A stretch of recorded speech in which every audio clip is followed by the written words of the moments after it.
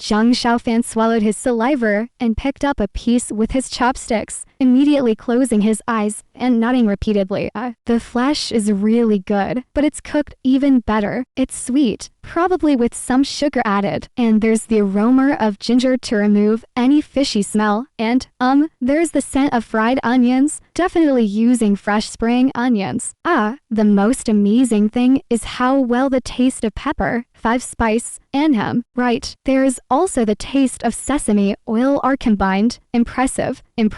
He looked intoxicated, leaving Chehao, Zhang Xiaofan, and even Lu Zueki stunned. However, the waiter on the side was truly impressed, loudly praising, "Sir is truly knowledgeable and discerning." At this moment, Zhang Xiaofan finally noticed the expressions of everyone around him, blushed, and quickly put down his chopsticks. But he still asked, "Excuse me, brother, where is this sleeper fish from?" Before the waiter could speak, a voice came from the table next to them. "This sleeper fish is a specialty of the southern Mount Zhugo, thousands of miles away. How could it be transported here? Aren't you deceiving customers?" Innkeeper? Everyone was surprised and looked over, seeing 8 people sitting at the large table, 6 men in yellow clothes and 2 women. One woman was dressed in a light purple long skirt, her face covered with a light veil, making it impossible to see her face clearly, but the skin revealed was snowy white. The other woman was the one who spoke, not very old, looking only 16 or 17 years old, dressed in water green clothes. She was beautiful, with delicate eyebrows and fair skin, a pair of bright, big eyes that were very lively, shining brighter than Lu Zueki. Zhang Xiaofan exclaimed, but after the woman spoke, her gaze fell on Lu Zueki at their table, seemingly surprised by Lu Zueki's appearance. Women loved beauty, and even Lu Zueki, who was usually cold as ice, couldn't help but take a few more glances at the girl. At this moment, the waiter smiled apologetically. "What the guest said is true, but you may not know that 100 years ago, this sleeper fish was indeed unique to the southern Mount Zhugo. However, later, ZhuXian, the true immortal of Qingyun, passed by Zhugo Mountain and deliberately brought this sleeper fish back. It was placed in the Hongchuan River in the shade of Qingyun Mountain. Now, not only has it survived, but it has also flourished. We are all blessed by the immortal of Qingyun Mountain to have such a delicacy." As he spoke, his face showed extreme reverence. Zhang Xiaofan and the others from Qingyun naturally felt happy, smiling. But the girl who heard this turned her head to look at the woman in the veil, sat down, and made a humming sound. After enjoying a delicious dinner, Zhang Xiaofan and the others returned to their accommodation. Satisfied, Chehao stood at the gate of the west courtyard and said to everyone, "Let's rest here tonight. Tomorrow morning, we will set off for Kongsang Mountain." Zhang Xiaofan and Zhang Xiaofan agreed, but Lu Zueki remained silent, walking directly back to her room and slamming the door shut with a bang. Chehao was stunned for a moment, then smiled bitterly at the 2 of them. "Junior brothers, you should rest early too." Zhang Xiaofan glanced at his handsome face, seeing that under the setting sun, Chehao's spirit was as strong as ever with a hint of ethereality. Suddenly feeling disheartened, he couldn't muster the energy and just greeted Zhang Xiaofan before walking back to his room. Zhang Xiaofan chuckled, exchanged a few words with Chehao, and then went back to his room to rest. This night was the first time Zhang Xiaofan had left Qingyun Mountain in 5 years. He tossed and turned, unable to sleep for some reason. It was not until midnight that he finally fell into a fitful sleep, only to suddenly dream of himself covered in blood, standing grim-faced amidst a sea of corpses, with an indescribable fervent killing intent surging deep inside him, as if the red blood before his eyes was as sweet as a spring, tempting him, urging him to indulge in killing to obtain all this. Zhang